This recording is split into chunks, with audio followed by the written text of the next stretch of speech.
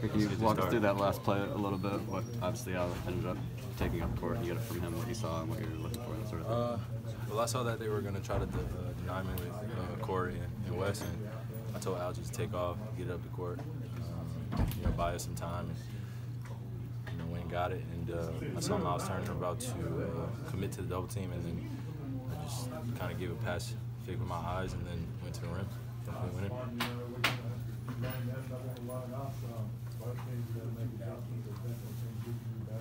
Do these games, I know you always say the regular season game doesn't matter, but a team you're playing most likely in the playoffs, is there any meaning to it, getting a feel for who these teams are? Yeah, it was definitely a great, kind of like a pre-fill-out game, if you want to call it, for the playoffs.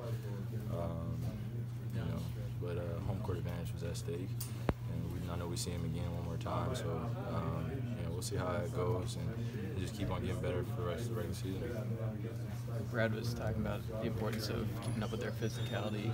What did you see from you guys just in terms of the toughness that you showed against them? Well, we just had to be resilient. And they do a great job mucking up the game. Being in the paint, Miles does a great job coming over and contesting a lot of shots, but Baines was in the middle of the paint tonight, so it was hard for him to come over and commit to a few of our layups, which enabled me to get a few easy ones where he sealed Miles.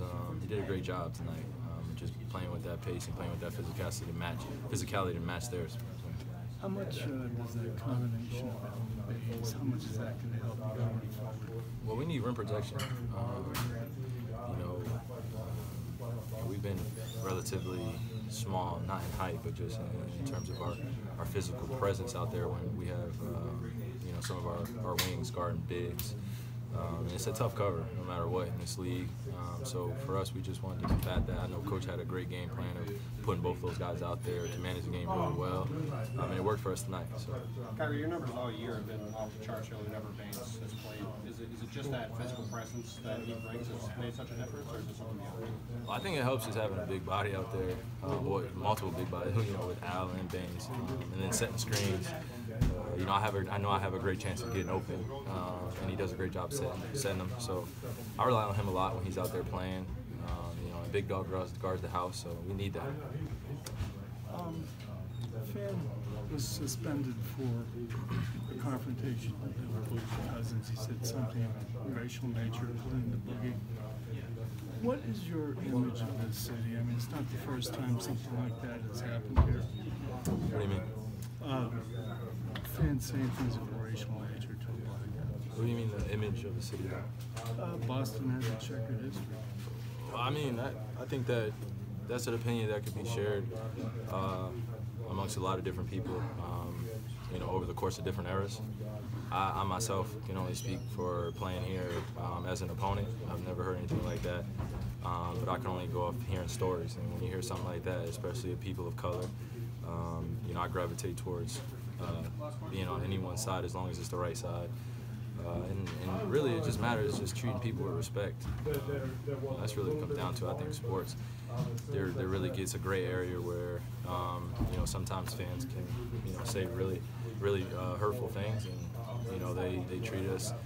I don't want to say, I said some fans, not all fans. I'm just saying sometimes some instances come where it goes way beyond basketball, and that's a personal thing, and it matters to all of us because we have kids, we have families that we represent.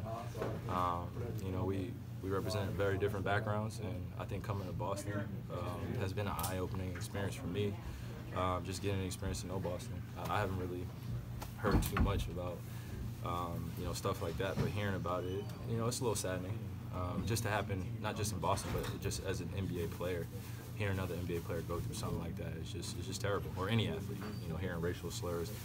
I mean, but racism still exists in our society, so I mean, it happens every day. I don't want to limit it just to us athletes. A lot of people, go through a lot of racial tension. So it's a terrible thing in our society, racism in general. Have you ever had anything like that in other cities in terms of maybe not you individually, maybe not you personally, but like from your teammates or anything? Other NBA cities, hearing stuff like that? I mean, I don't want to get into like a comparison of like I think at one point or another, just things happen like that, and like I said, I don't ever want that to happen to anyone. Whether you're walking down the street or whether you're playing an NBA basketball game, and you know, in today's society, there's no room for that, and you know, we can't accept that. And that's just what it is. Thank you, Kevin. Thanks, guys.